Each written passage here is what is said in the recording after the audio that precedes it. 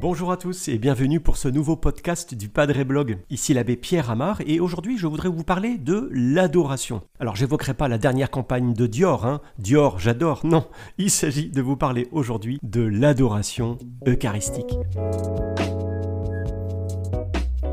À la faveur des confinements de l'année 2020, on a vu pas mal de paroisses proposer des temps d'adoration. Et beaucoup de chrétiens qui étaient privés de la messe ont compris qu'ils avaient là comme le prolongement de l'Eucharistie, quelque chose qui n'était pas la messe bien sûr, mais qui leur permettait de rencontrer le Seigneur. Parce que, mes amis, on demande des adorateurs. Pour faire quoi ?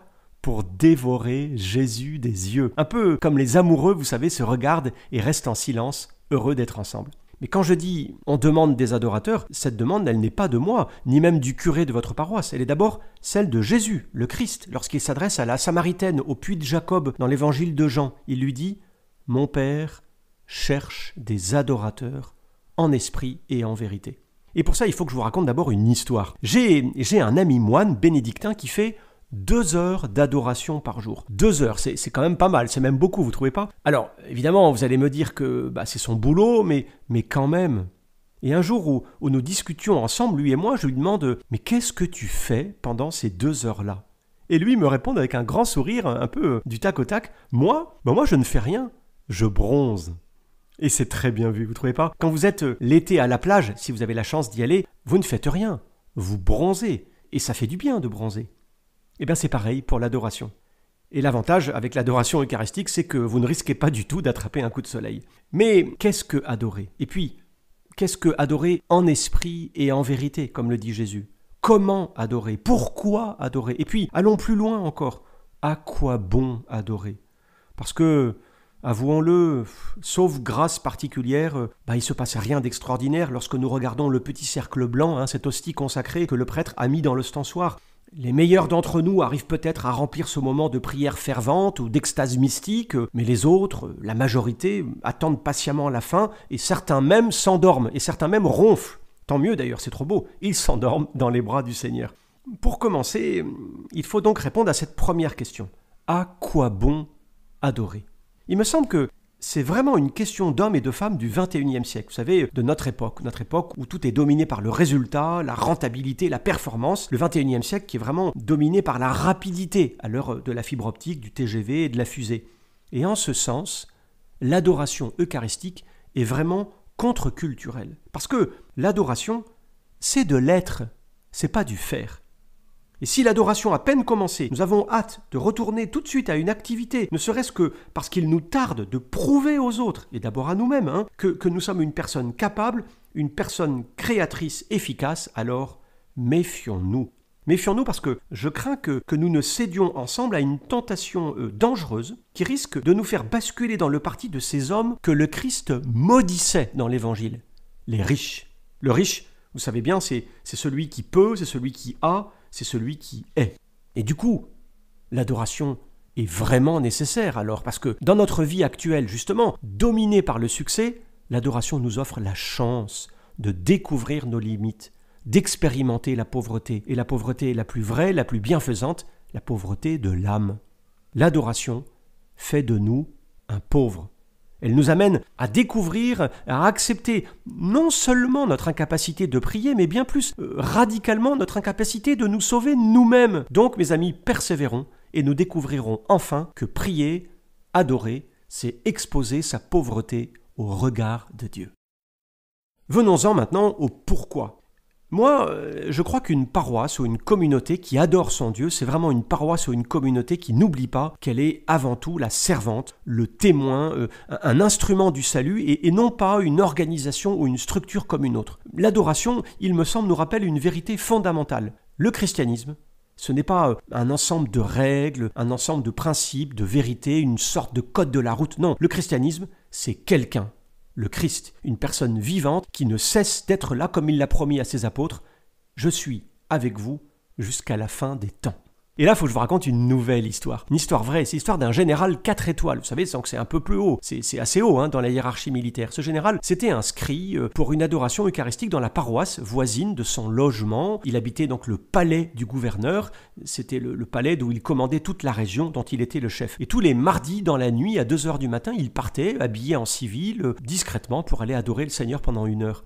Évidemment, ça a alerté les sentinelles, ça a déclenché l'alarme, et on commençait à parler un petit peu discrètement dans le palais du gouverneur au corps de garde, en disant « Mais qu'est-ce qu'il fait le général? Il va voir sa maîtresse à 2h du matin, qu'est-ce qui se passe ?» On était très gênés. Et le chef de cabinet, le directeur de cabinet, prenant son courage à deux mains, un jour rentre dans le bureau du général et lui dit « Mon général, j'ai un souci. »« Ah bon, qu'est-ce qui se passe ?» lui dit le général. « Écoutez, voilà, comment vous dire, les sentinelles, tous les mardis dans la nuit à 2h du matin, vous voient partir en civil discrètement, ils sont très embêtés, je veux pas entrer dans votre vie privée, ça vous regarde. » Enfin, on imaginait qu'il devait avoir une maîtresse et qu'il la voyait toutes les nuits, le mardi. Et le général d'éclater de rire et d'aller encore plus loin en disant « Ben oui, tu as raison, c'est une relation amoureuse assez ancienne dans ma vie et je n'ai aucunement envie de la rompre. » Évidemment, grand éclat de rire. Et puis ensuite, il lui explique que c'était un rendez-vous de prière. Belle histoire de fidélité.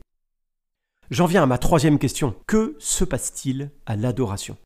Pour mieux y répondre, je vous propose d'inverser les rôles. Avez-vous pensé que lorsque nous regardons Jésus caché dans l'hostie mais mystérieusement présent, on peut aussi, et même on doit, penser que l'inverse est vrai. Jésus nous regarde. Il jette un regard d'amour sur chacun d'entre nous. Il nous transforme, il nous vivifie, il nous donne ses forces pour le combat quotidien. Si nous ne prenons pas du temps pour le faire, quel moyen reste-t-il au Seigneur pour nous transformer en lui ? Il faut vraiment, il me semble, donner à Dieu le temps de nous aimer, le temps de nous parler, le temps de nous changer. Et même si nous nous ennuyons, sachons que lui, le Seigneur, ne s'ennuie pas avec nous, qu'il est heureux, même si nous ne pouvons lui offrir que la présence de notre pauvre corps. D'ailleurs, les résultats ne se font pas attendre. Toutes les paroisses qui adorent le Saint-Sacrement, régulièrement, parfois même quotidiennement, par le moyen de l'adoration perpétuelle, toutes ces paroisses connaissent un véritable et authentique renouveau spirituel. Ça suppose bien sûr une organisation un peu particulière, mais le fait est là. Mettez le Seigneur à la première place et avec lui, tout effort est fécondé, toute chose est transformée parce que tout est dans l'ordre. Dieu est à la première place et le reste, découle de lui. Le père Daniel Ange, un prêtre de la génération du dessus, très investi dans le renouveau eucharistique, ajoute que l'adoration a également, et c'est très beau, une vertu de purification. Elle rachète le temps.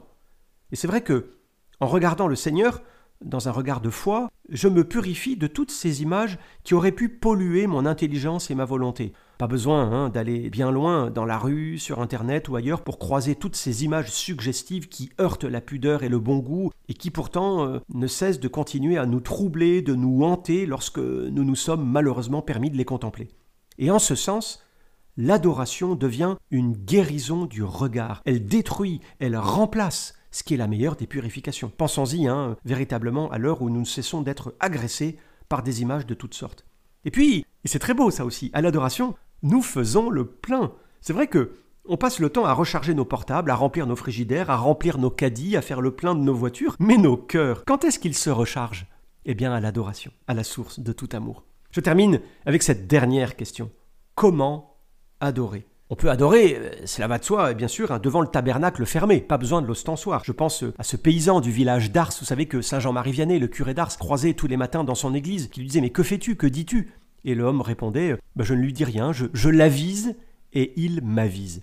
Mais surtout, il me semble qu'il y a autant de manières d'adorer que de personnes. On entre vraiment ici dans l'intimité de nos êtres, dans notre façon à nous de vivre notre foi. Et les mots sont bien limités pour rendre compte de réalités spirituelles réelles, mais différentes chez chacun d'entre nous. On est vraiment très différents chacun dans notre façon de prier, mais c'est notre foi qui importe. Elle seule perçoit l'action sanctifiante de Dieu, elle seule nous ouvre et nous livre à son action. Vous vous souvenez de mon ami moine, il suffit, passez-moi l'expression, de bronzer. Finalement, bien sûr, il y a quelques principes, mais plein de manières d'adorer. Nous aurons chacun la nôtre.